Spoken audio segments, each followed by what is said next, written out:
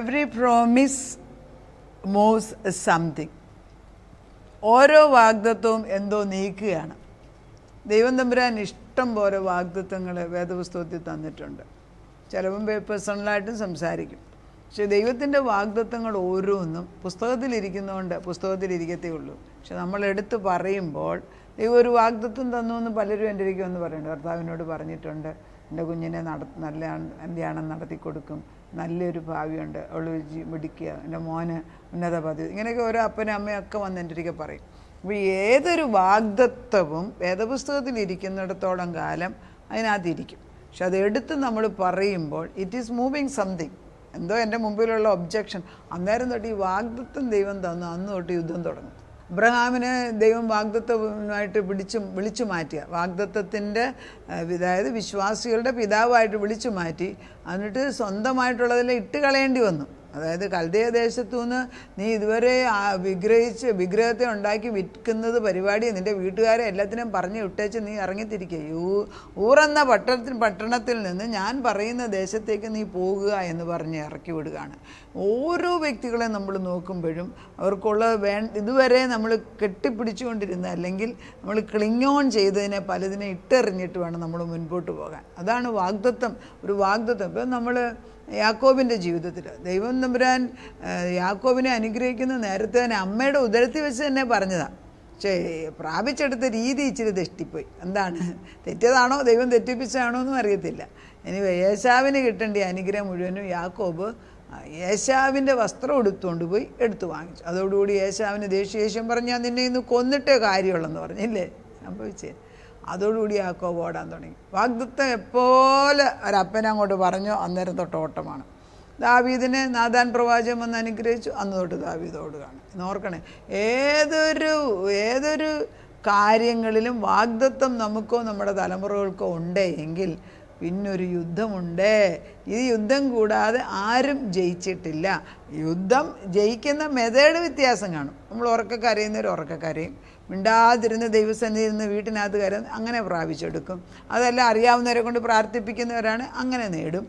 പല രൂപത്തിലാണ്, പല വിധത്തിലാണ്. പക്ഷെ ദൈവം ഒരു വാഗ്ദത്തം നമുക്ക് തന്നു എങ്കിൽ യുദ്ധമുണ്ട്. യുദ്ധമില്ലാതെ ഒരു റെസിസ്റ്റൻസ് ഉണ്ട്. അത് നമ്മൾ തള്ളി നീക്കുമ്പോഴാണ് അപ്പുറത്തുള്ള ആ വലിയ അനുഗ്രഹം നമ്മുടെ മുമ്പിലേക്ക് വരുന്നത്. അപ്പം മുള്ളും പറക്കാരെ നിറഞ്ഞ ഈ ലോകത്തിൽ പാപത്തിൽ ജീവിച്ചതിനാൽ, പാപലോകമാകയാൽ മുള്ളും പറക്കാരെയുമുള്ള ഈ ലോകത്തിൽ ദൈവത്തിൻ്റെ അടുക്കിലേക്ക് കടന്നു ചെല്ലാൻ എപ്പോൾ ആഗ്രഹിച്ചോ 100 കൂട്ടം ചിന്തകൾ കയറി വരും. സിമ്പിൾ എക്സാമ്പിൾ എടുക്കാം. വേദപുസ്തകം ഇന്ന് ഞാൻ 10 അധ്യായം ഇന്ന് ഞാൻ വായിക്കും എന്ന് നമ്മളൊന്ന് വാഗ്ദത്തം എടുക്കുക ദൈവത്തോട്. ചിലർ ചെയ്യും കേട്ടോ. ചിലർ വായിക്കാൻ തുടങ്ങുമ്പം തൊട്ടേ അവർ പറയും എൻ്റെ കണ്ണ് തുറക്കുന്നില്ല, എൻ്റെ തലയ്ക്ക് ക്ഷീണം, എൻ്റെ തല നേരെയല്ല, എനിക്ക് എന്തുകൊണ്ടോ വേദപുസ്തകം വായിക്കാൻ ഒക്കുന്നില്ലെന്ന് പലരും എന്നെ വിളിച്ചു പറയും.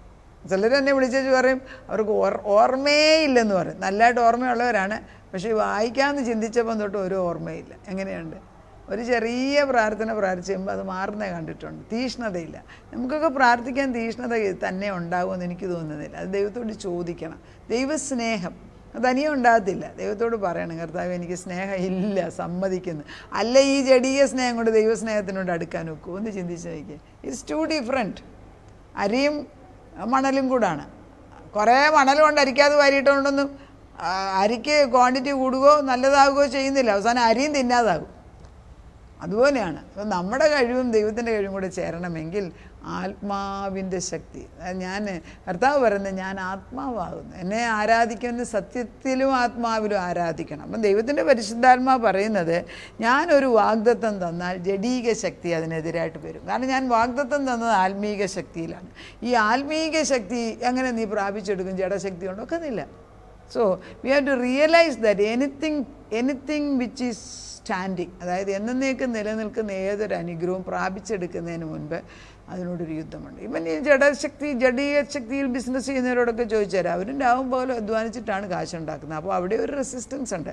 But I'm not speaking about that. I'm speaking about the spiritual realm. ആത്മീക ഗോളത്തിൽ ഏതൊരു വാഗ്ദത്തം നമുക്ക് ലഭിക്കുന്നതിന് മുമ്പേ ഒരു യുദ്ധമുണ്ട്. യോബിൻ്റെ കാര്യത്തിൽ പറയുന്നു, യോബിൻ്റെ പിന്നത്തെ ജീവിതം latter days are better than the former days. അതായത് യോബിൻ്റെ അവസാന കാലമായപ്പോഴേ യോബിന് ഇരട്ടിയതായിട്ടുള്ള അനുഗ്രഹം കൊടുക്കുന്നതിന് മുൻപ് യോബ് he had to go through lot of problem. 10 മക്കളും മരിച്ചുപോയി, പിന്നെ ജോലിക്കാരെല്ലാം പോയി, ആടുമാടുകൾ ചത്തുപോയി, എല്ലാം നശിച്ചു പോയി. പക്ഷേ യോബിൻ്റെ പിന്നെയുള്ള ജീവിതം കാരണം ഈ കഷ്ടസമയത്ത് യോബ് അറിഞ്ഞ ദൈവത്തെ ഒരിക്കലും യോബ് മറുത്ത് പറഞ്ഞില്ല. ഭാര്യ പറഞ്ഞു, ബാക്കിയുള്ളവരെല്ലാം പറഞ്ഞു. പക്ഷേ ദൈവത്തിൻ്റെ ആത്മാവിൽ ഉറച്ചും ദൈവം എനിക്ക് തന്നു, ദൈവം എടുത്തുകൊണ്ട് പോയി എന്നാണ് യോബ് പറയുന്നത്. ആ യോബിനെ ദൈവം വീണ്ടും അനുഗ്രഹിച്ചതിൻ്റെ റീസൺ കർത്താവിൻ്റെ ആത്മാവ് ഉള്ളിൽ പ്രവർത്തിച്ചു. അപ്പോൾ the latter days of Job was better than the former days. അപ്പോൾ നമ്മൾ മനസ്സിലാക്കേണ്ടത് ഓരോ വാഗ്ദത്തങ്ങൾ പ്രാപിക്കുന്നതിന് മുമ്പ് യുദ്ധം വരുമെന്ന് അറിഞ്ഞുകൊണ്ട് വേണേ വാഗ്ദത്തം ചെയ്യാം. നമ്മുടെ ഒത്തിരി വാഗ്ദത്തം ദൈവത്തോട് ചോദിക്കും, എനിക്കൊരു വാഗ്ദത്തം എന്താ, പുതിയത് താ. ചോദിക്കുമ്പോൾ ഓർത്തോണേ, യുദ്ധമുണ്ടേ, ചോദിച്ച വാഗ്ദത്തം വലുതാണെങ്കിൽ യുദ്ധം വലുതുമാണേ. അതുകൊണ്ട് ആർക്കും വെറുതെ കിട്ടുമെന്നാരും വിചാരിക്കേണ്ട. പക്ഷേ എവറി പ്രോമിസ് മൂവ്സ് സംതിങ്. ഒരു വാഗ്ദത്തം വരുമ്പോഴത്തേക്ക് ദുഷ്ടശക്തികൾ ഇളകും. അപ്പോൾ നമുക്ക് ഒരു എക്സാമ്പിൾ എടുക്കാം. നാളെ എനിക്കിവിടെ കുറച്ച് കാശ് വരണമെന്ന് വിചാരിക്കുക, നാളെ വരുമെന്ന് വിചാരിക്കുക, എക്സാമ്പിളാണ്. അന്ധകാര ശക്തിക്കും അറിയാം എനിക്ക് കാശ് നാളെ വരുമെന്ന്, മനസ്സിലായോ? കാരണം അവർ വളരെ വഴിക്ക് വെച്ച് തടസ്സപ്പെടുത്തും. അത് പലപ്പോഴും കൊട്ടാരക്കരയൊക്കെ താമസിക്കുമ്പോൾ പലപ്പോഴും ഇത് സംഭവിക്കും. എന്തെങ്കിലും തരത്തിൽ എന്തെങ്കിലും ഒരു കാര്യത്തിൽ പൈസ വരുമെന്ന് പരിശുദ്ധാത്മാവ് പറഞ്ഞു പോയോ, അവിടെ നമ്മുടെ കൂടെ നിൽക്കുന്ന മാനേജർ അത് മുഴുവനും എങ്ങനെയും ഇടകയിലാക്കുമായിരുന്നു. അപ്പോൾ ഞാൻ ഇതെന്ത്, അത് നമുക്ക് മനസ്സിലാകത്തില്ല. കുറച്ച് കഴിയുമ്പോൾ കർത്താവ് തന്നെ പറഞ്ഞു തന്നു ഇതാണ് കാര്യമെന്ന്. അപ്പോൾ നമ്മൾ പിന്നെ കൂടുതൽ വിജിലൻ്റായിട്ട് നമ്മൾ പറയും, എനിക്കുള്ളത് എൻ്റെ മുറിക്കകത്ത് നീ കൊണ്ടുതരണമെന്ന് പ്രാർത്ഥിക്കാൻ തുടങ്ങി. ദൈവം അങ്ങനെ തന്നെ ചെയ്യാൻ തുടങ്ങി. നമുക്കുള്ളത് നമ്മുടേതാക്കി ദൈവം കൊണ്ടുതരണം. അല്ല വല്ലവരും കൊണ്ടു തന്നിട്ട് കാര്യമില്ല. ശത്രു നമുക്കുള്ളത്, അതായത് നീതിമാൻ നീതികേടിലേക്ക് പോകാതിരിക്കാൻ, നീതിമാൻ ദുഷ്ടൻ്റെ ചെങ്കോൽ നീതിമാൻ്റെ അവകാശത്തിന്മേൽ നിൽക്കരുത്, നിൽക്കാൻ ഒക്കത്തില്ലെന്നേ കർത്താവ് പറയുന്നത്. സിംഹാസനത്തിൽ ഇരിക്കുന്ന ദൈവത്തിൻ്റെ ഓർഡറാണ് നമുക്ക് കിട്ടിയിരിക്കുന്നത്. അത് പ്രാപിച്ചെടുക്കാൻ തക്കവണ്ണം കുറച്ചും കൂടെ ബലം ധരിക്കണം. അപ്പം സ്റ്റാൻഡപ്പ്, എന്തിനാണ് സ്റ്റാൻഡപ്പ് ചെയ്യുന്നത്? കർത്താവ് പറയുന്നില്ലേ, ഈ പാമ്പിനെയും തേളിനെയും ചവിട്ടാൻ ഞാൻ നിനക്ക് അധികാരം തന്നു. നമ്മുടെ മുമ്പിൽ പാമ്പും തേളിനും നിൽക്കുക. പാമ്പ് ദുഷ്ടശക്തി തന്നെയായിട്ടാണ് വചനം കാണിക്കുന്നത്. ഇവിടെ പാമ്പിനെയും തേളിനെയും കാണിക്കുമ്പോൾ ഇതിനെ കണ്ടുകൊണ്ട് പേടിച്ചിരുന്ന് അങ്ങനെ കാര്യം എടുക്കുന്നു. കർത്താവിൻ്റെ ആത്മാവിൽ ഇതിനെ ചവിട്ടി മെതിക്കാൻ നിനക്ക് അധികാരമുണ്ടെന്ന് നീ അറിയുമ്പം എടുത്ത് ഉപയോഗിക്കും. ഒരൊറ്റ ദുഷ്ടശക്തികൾ ഈ കോമ്പൗണ്ടിനകത്ത് ചെറിയ പാമ്പിനെയൊക്കെ കണ്ടാൽ അന്നേരം അതിനെ ഇല്ലാതാക്കും. കാരണം ഈ നമ്മൾ താമസിക്കുന്നതിനകത്ത് വന്ന് അത് സേഫല്ല. അതുപോലെ തന്നെയാണ് ഈ ദേശത്തുള്ള ഈ സ്ട്രേ ഡോഗ്സുകൾ. അത് ശരിക്കും നല്ലതല്ല. അത് അതോറിറ്റീസ് തന്നെ അത് മാറ്റേണ്ടിയിരിക്കുന്നു. പക്ഷെ അവർ മാറ്റിയില്ലെങ്കിൽ പരിശുദ്ധാത്മാവ് തന്നെ വന്ന് മാറ്റാനുള്ള സമയത്തിന് നമ്മൾ പ്രാർത്ഥിച്ചാൽ അത് ചെയ്യും. പിന്നെ നമ്മളെ ആരും ഈ ദോഷങ്ങൾ ഉപദ്രവിക്കാതെ സൂക്ഷിക്കുന്നത് ദൈവം തമ്പുരാൻ തന്നെയാണെന്ന് ഓർക്കണം. അപ്പോൾ ഈ stand up and speak in authority, speak the word in faith. Our word is a living force. Every truth you meditate is covered with divine power. അതായത് നമ്മൾ ഒരു കാര്യത്തിന് വേണ്ടി, നമ്മുടെ മക്കൾക്ക് വേണ്ടി, അവർക്ക് ജോലി കിട്ടാൻ വേണ്ടി, ഇപ്പം പല അമ്മമാരും ചോദിക്കുന്നു, ഈ ജോലി കിട്ടാൻ ഒരു ജോലി അവർക്ക് കൊടുക്കാൻ ദൈവത്തിന് പാടാണ്. ഈ ജോലി കിട്ടാൻ ചോദിക്കുമ്പം തൊട്ട് ഒന്നിയിൽ കുഞ്ഞിന് അസുഖം വരും, അല്ലെ അവർക്ക് പൈസ ഇല്ല അവനെ പറഞ്ഞു വിടാൻ, അല്ലെ അവന് ബലമില്ല, അവന് സുഖമില്ല, ഇങ്ങനെയൊക്കെ പറഞ്ഞ് ഓരോ തടസ്സങ്ങൾ വരുമ്പോൾ ഓർക്കണം, ഇതൊന്നും ദൈവത്തിൻ്റെ അല്ല. നമ്മുടെ പ്രാർത്ഥനയ്ക്ക് സ്പിരിറ്റ് കൂടണം, തീ കത്തിക്കണം, പരിശുദ്ധാത്മ. അവന് ആ കൊച്ചിനോടൊന്നും പറഞ്ഞിട്ട് കാര്യമില്ല. നമ്മുടെ പ്രാർത്ഥനയ്ക്ക് ശക്തി കൂടുമ്പോൾ ദൈവം അതിന് പറ്റിയ ആളിനെ തന്നെ നമ്മുടെ മുമ്പിൽ കൊണ്ടുവന്നിട്ട് ദൈവം അവനെ ജോലി കൊടുപ്പിക്കും. അങ്ങനെ വിവാഹങ്ങൾ നടത്തുന്നത് കർത്താവിൻ്റെ മുമ്പിൽ നമ്മൾ ഏൽപ്പിച്ചാൽ ഈ കാണുന്നിടത്ത് അഡ്വർടൈസ്മെൻ്റ് ഒന്നും ഓടി നടക്കേണ്ടില്ല. കർത്താവ് ഒരാളെ കണ്ടിട്ടുള്ളൂ, ആ വ്യക്തി നമ്മുടെ ഭവനത്തിൽ കൊണ്ടുവരുന്ന ദൈവമുണ്ട്. ആദത്തിൻ്റെ മുമ്പിൽ ഹവ്വായെ കൊണ്ടുവരാൻ എങ്ങും ഓടിപ്പോയില്ല ദൈവം. ആദത്തിൻ്റെ വാരിയലെന്നോ ഇൻസൈഡ് എന്തെങ്കിലും ആട്ടെ, അകത്തുനിന്ന് എടുത്തിട്ട് ദൈവം ഒരു സ്ത്രീയെ ഉണ്ടാക്കി. ഇത് the bone of my bone and flesh of my flesh, എൻ്റെ അസ്ഥിയിൽ നിന്ന് അസ്ഥി, എൻ്റെ ദേഹത്തിൽ നിന്ന് ദേഹി എന്ന് പറയത്തക്കവണ്ണം പരിശുദ്ധാത്മ പ്രവർത്തിച്ച് എന്തുകൊണ്ടാണെന്ന് ചോദിച്ചാൽ ദൈവത്തിന് സാധ്യമായിട്ട് ഒന്നും ഇല്ല. അപ്പം ദൈവത്തിൻ്റെ പരിശുദ്ധാത്മാ നമ്മൾ പറയുന്നത്, ഞാൻ നിനക്ക് തന്നിരിക്കുന്ന അതോറിറ്റി നീ എടുത്ത് ഉപയോഗിക്കുന്നുണ്ടോ? ഞാനൊരു വാഗ്ദത്തം തരുമ്പോൾ അത് ചില ചലനങ്ങൾ നമുക്ക് ചുറ്റും ഉണ്ടാക്കും. പക്ഷെ അതിൽ ഉറച്ചു നിന്നിട്ട് പ്രാപിച്ചെടുക്കാൻ യുദ്ധം ചെയ്യാൻ നീ തയ്യാറാണോ? അത് ഇറ്റ് ക്യാൻ ബി വിവാഹ ജീവിതത്തിലായിരിക്കാം, അതുപോലെ സ്വന്തം അവനവനുള്ള ആരോഗ്യത്തിൻ്റെ കാര്യത്തിൽ, രോഗത്തിൻ്റെ കാര്യത്തിലായിരിക്കാം, പണസംബന്ധമായ കാര്യമായിരിക്കും. എന്തിലും ദൈവത്തിൻ്റെ ആത്മാവ് റിലീസ് ചെയ്യണം. അപ്പോൾ ദൈവത്തിൻ്റെ ഭയമാണല്ലോ എല്ലാത്തിനും. നമുക്ക് ഭയം വരുമ്പോൾ കർത്താവ് പറയുന്നത് 2 തിമോത്തി 1:7 പറയുന്നത് God has not given us a spirit of fear. ഭയത്തിൻ്റെ സ്പിരിറ്റ് ദൈവത്തിൻ്റെ അല്ലെന്ന്. ഇത് നമ്മൾ മനസ്സിലാക്കുന്നുണ്ടോ? ഈ ഭയം പറഞ്ഞ് ഈ ചെറിയ കൊച്ചു പിള്ളേർക്ക് തൊട്ട് വലിയവർക്ക് വരെ പാറ്റായ പേടിയാണ്, പിന്നെന്താണ് തവളയെ പേടിയാണ്, കാണുന്ന എല്ലാത്തിനെയും പേടിയാണ്. നമ്മൾ കൊച്ചിലെയൊക്കെ പ്രകൃതിയിൽ വളർന്നിട്ടുള്ളവരാണ്, ഇതിനൊന്നും നമ്മൾ പേടിക്കില്ല, ഇതിനൊന്നും ചെയ്യാനൊക്കത്തില്ല. പക്ഷേ അങ്ങനെ അല്ലല്ലോ വളർത്തിയെടുക്കുന്നത്. ആവശ്യമില്ലാത്ത ഭയങ്ങൾ ചെറിയ കാര്യത്തിൽ. അതുപോലെ ജീവിതത്തിൽ ഒരു പ്രയാസം വരുമ്പോൾ അത് തരണം ചെയ്യാനുള്ള കഴിവില്ലാതെ മക്കളെ ഉണ്ടാക്കി വെക്കും. മക്കളെ സുഖങ്ങൾ മാത്രം കൊടുത്ത് ഒരു മൊബൈലും കൊടുത്ത് അല്ലെങ്കിൽ ഒരു കമ്പ്യൂട്ടറും കൊടുത്ത് അവരെ പഠിപ്പിച്ചെടുത്താൽ how on earth they will survive on this earth. ബലവാന്മാരാക്കുക, പുഷ്ടിയുള്ളവരാക്കുക. അവർ കഴുകന്മാരെ പോലെ പറന്ന് ഉയരേണ്ടി വരാം. സമയം കിട്ടുമ്പോൾ അവരുമായിട്ട് ഒന്നിച്ച് പുറത്ത് സ്ഥലത്തേക്ക് പോയി അപ്പനും മക്കളും ഒന്നിച്ച് സന്തോഷിക്കാൻ പഠിക്കുക. കർത്താവിൻ്റെ അഭിഷിക്തരാന്ന് മനസ്സിലാക്കി അവരെ നേർവഴിക്ക് കൊണ്ടുവരാൻ നമ്മൾ ആഗ്രഹിക്കുക. നമ്മൾ കർത്താവ് പറയുന്നത് ഈ യെശയ്യാ 61 പറയുന്നുണ്ട്, നിനക്ക് സന്തോഷത്തിൻ്റെ വസ്ത്രം നിന്നെ, അതായത് ഉത്സവ വസ്ത്രം നിന്നെ ധരിപ്പിക്കുമെന്ന്. എത്ര പേർക്ക് ഉത്സവ വസ്ത്രമുണ്ട്? ഇതൊക്കെ ദൈവം ചുമ്മാ പറഞ്ഞാണെന്ന് വിചാരിക്കുന്നുണ്ട്. ഇതൊക്കെ നമുക്കുള്ള വാഗ്ദത്തമാണ്, പ്രാപിച്ചെടുക്കണം. എല്ലാ ദുഷ്ടശക്തികളെയും വെട്ടിമാറ്റി വഴി നിരപ്പാക്കാൻ ദൈവം നമുക്ക് അവകാശം തന്നിട്ടുണ്ട്.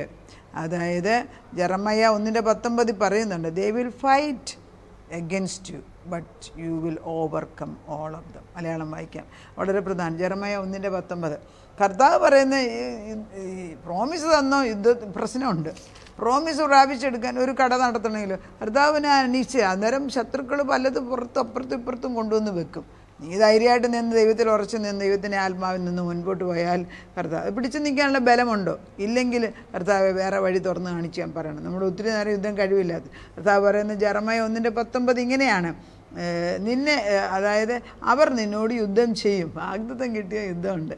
അവർ നിന്നോട് യുദ്ധം ചെയ്യും, നിന്നെ അവർ ജയിക്കുകയില്ല. നിന്നെ രക്ഷിപ്പാൻ ഞാൻ നിന്നോടുകൂടെ ഉണ്ട് എന്ന് യഹോവയുടെ അരുളപ്പാട്.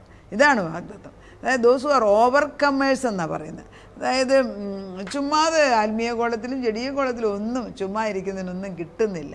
U have to really overcome means you have to find a way to get over it or to get victory in that area. അത് ദൈവം സ്ട്രാറ്റജി ഓരോ സമയത്തും പറഞ്ഞു തരും. ഇപ്പോൾ ദാവീദ് ഒരു സമയത്ത് നമ്മൾ ദാവീദിനെ നോക്കുമ്പോൾ ദാവീദ് പൊട്ടനായിട്ട് ഭ്രാന്തനെ പോലെ കളിച്ചു.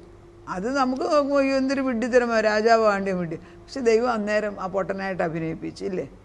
പിന്നെ ഗിദെയോനെ വിട്ടപ്പോൾ വെറും മൺകലവും കുറച്ച് തീയും കൂടെ കൊടുത്ത് വിട്ടു, ചൂട്ടും തീയും കൂടെ, പന്തവും മൺകലവും. നമുക്ക് നോക്കുമ്പോൾ വിഡ്ഢിത്തരമായിട്ട്. പക്ഷേ ദൈവത്തിന് തെറ്റുപറ്റിയില്ല. പറ്റുമോ? മോശെ വിട്ടപ്പോൾ കയ്യിൽ വെറും ഒരു വടി മാത്രമേ കൊടുത്തുള്ളൂ. ഹാഗാറിനെ വിട്ടപ്പോൾ വെറും ഒരു നേരത്തെ ഭക്ഷണം കൊടുത്തേ വിട്ടുള്ളൂ. ഇതൊക്കെ നമുക്ക് മനസ്സിലാകൂല. But God is in absolute control. Those who are overcomers will inherit the blessings of the living God. നമുക്ക് പ്രാർത്ഥിക്കാം. കർത്താവേ, ഓരോ വാഗ്ദത്തം നീ തരുമ്പോഴും അതെടുത്ത് ഉപയോഗിക്കുമ്പോഴും അവിടെ ഒരു യുദ്ധമുണ്ട്. Something happens in us, around us, in the atmosphere, in everything. ശത്രുവിനത് മനസ്സിലാകുന്നുമുണ്ട്. ആ ദൈവത്തിൻ്റെ വാഗ്ദത്തം പ്രാപിക്കാതിരിക്കാൻ അവൻ എന്തെല്ലാം അടവ് കൊണ്ടുവച്ചോ അവയെല്ലാം ഞങ്ങൾ ചവിട്ടി മെതിക്കും.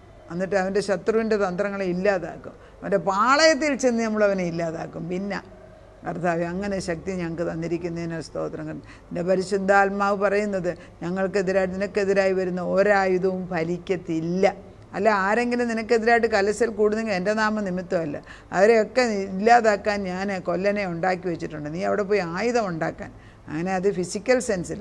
പുതിയ നിയമത്തിൽ എത്രയോ വാഗ്ദത്തങ്ങൾ ഞങ്ങൾക്ക് ജീവനും ചൈതന്യമുള്ള വചനമായിട്ട് നിൽക്കുമ്പോൾ അതിൽ ഞങ്ങൾ ഉറച്ചു നിന്ന് മുൻപോട്ട് പോകുമ്പോൾ യുദ്ധമേ യഹോവയ്ക്കുള്ളത്. യുദ്ധത്തിൽ ജയിച്ച ദൈവത്തിൻ്റെ സാന്നിധ്യം കൊണ്ട് നിറച്ചിരിക്കുന്നതിന് സ്തോത്രം. കർത്താവേ, ഞങ്ങളുടെ തലമുറകളുടെ മേലെ, ഞങ്ങളുടെ മേലെ, ഞങ്ങളുടെ പ്രാർത്ഥനാ വിഷയങ്ങളിൽ മേലെ ദൈവം ഇന്ന് ജയമെടുത്തിരിക്കുന്നതിന് സ്തോത്രം. വാഗ്ദത്തങ്ങൾ കിട്ടി പേടിച്ച് നിന്ന കാര്യം നടക്കുന്നതിന് മുൻപോട്ട് ഒരു ഇച്ചിരി ബലമേ ഉള്ളെങ്കിൽ, കുറച്ച് ബലമേ ഉള്ളെങ്കിലും ചവിട്ടി മുൻപോട്ട് കയറട്ടെ അപ്പച്ച. ബാക്കി നീ ചെയ്യുമല്ലോ. കർത്താവേ, നീ ഞങ്ങളെ എത്തേണ്ട സ്ഥലത്ത് കരയ്ക്കെത്തിക്കാനും പടകിൽ നീ ഉള്ളതിനാൽ ഞങ്ങൾ നിന്നെ സ്തുതിക്കുന്നു. പ്രാർത്ഥനയുടെ ഉത്തരം തന്ന ദൈവത്തിന് നന്ദി. യേശു ക്രിസ്തുവിൻ്റെ പൊന്നു നാമത്തിൽ തന്നെ. ആമേൻ.